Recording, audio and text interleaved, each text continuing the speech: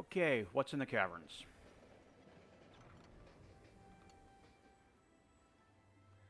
Well, hello, Malika. One hand cast the spell, the other flipped the deuce. Okay, I'm gonna pause right here for a second because it's time for an old man rant about why I love this game so much more than Slay the Spire. I'm gonna stop right here. I'll even draw up a little infographic and let's get to ranting.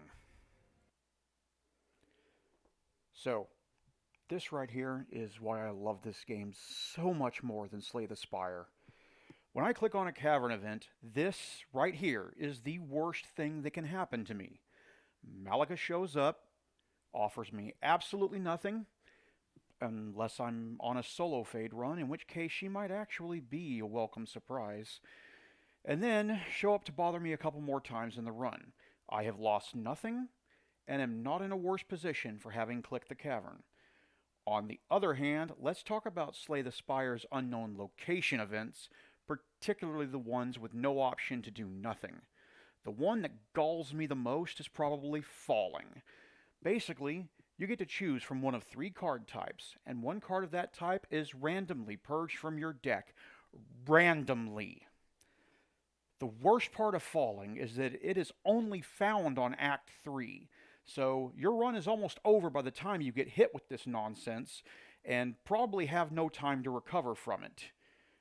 Winding Halls is another Act 3 exclusive you can't skip and forces you to take on a curse or damage, but it's not as bad as Falling, at least in my opinion. Then there's the wretched Wheel of Change that can show up whenever it feels like. There's no option not to spin, and the bad options are taking on a curse or taking damage.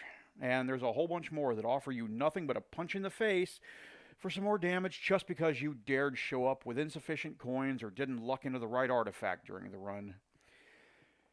It introduces a punishing element to RNG in a game that already has plenty, and, well, it's just plain not fun.